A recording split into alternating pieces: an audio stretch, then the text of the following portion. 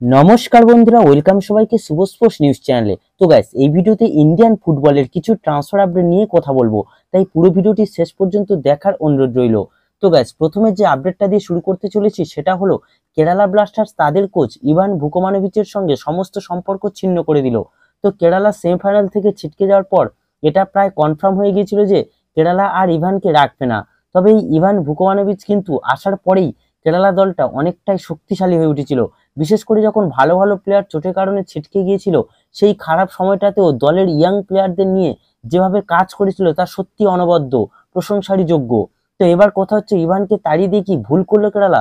তো দেখো, কেরালার সমর্থকরা কিন্তু সেটাই মনে করছে। আর এটা নিয়ে তোমাদের মতামত অবশ্যই কমেন্টে জানিও প্লিজ। তো এরপরে তোমাদের যে আপডেটটা দেবো সেটা হচ্ছে আশুতোষ মেহতাকে নিয়ে। তো 33 বছর বয়সী ভারতীয় এই রাইট ব্যাকের প্লেয়ার আশুতোষ মেহতাকে তোমরা সকলেই চেনো। 2 বছরের জন্য তাকে কিন্তু ব্যান করা হয়েছিল ভারতীয় ফুটবল থেকে। তবে এই 23শে জুন কিন্তু তার ব্যান উঠে যাচ্ছে। তিনি কিন্তু আবারও ভারতীয় ফুটবলে 2 বছর পর কামব্যাক করতে চলেছেন। তো এবার ব্যাপার হচ্ছে, তিনি নিজেই জানিয়েছেন যে তার কাছে একাধিক ক্লাবের অফার রয়েছে। তবে ক্লাবগুলোর নাম কিন্তু খুব একটা জানা না গেলেও পাঞ্জাব এফসির একটা ইন্টারেস্ট ছিল বলে খবর পাওয়া গিয়েছিল। তো দেখা যাক কোন ক্লাবে শেষ পর্যন্ত সে মুভ করে। তো এরপরে তোমাদের যে আপডেটটা দিতে চলেছি সেটা হলো নিনথই মিতেইকে নিয়ে।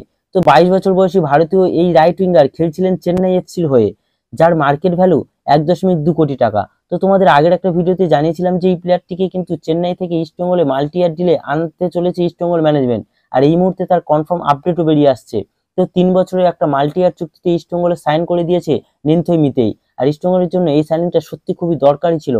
তো যাই হোক, নিনথইকে আমরা এবার থেকে ইস্টবেঙ্গলের জার্সি গায়ে খেলতে দেখতে চলেছি। তো এরপরে তোমাদের যে আপডেটটা জানাবো সেটা হচ্ছে 29 বছর বয়সী তুরস্কের লেফট উইঙ্গার বাইরিস অ্যাটিককে নিয়ে। তো গাইস, এই ব্যারিস্যাটিক কিন্তু যার মার্কেট ভ্যালু 8 কোটি টাকা, তার সঙ্গে মোহনবাগানের একটা লিঙ্ক আপ অনেকদিন থেকেই শোনা যাচ্ছিল।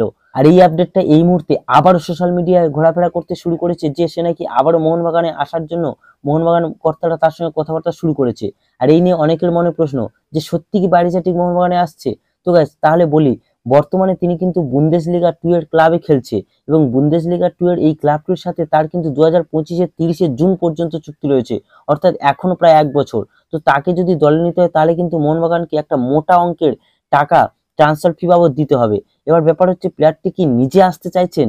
তো একবার মোহনবাগানের একজন সমর্থক তাকে মেসেজ করেছিল যে সে মোহনবাগানে আসবেন কিনা, আর তিনি রিপ্লাইতে জানিয়েছিলেন এরকম ঐতিহাসিক ক্লাবে খেলতে পারা তার জন্য কিন্তু একটা বড় ব্যাপার।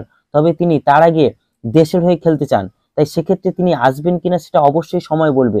তো গাইস, এই ভিডিওতে আপডেটগুলি জানানোর ছিল। যদি ভিডিওটি ভালো লেগে থাকে তাহলে অবশ্যই লাইক ও সাবস্ক্রাইব করে দিও।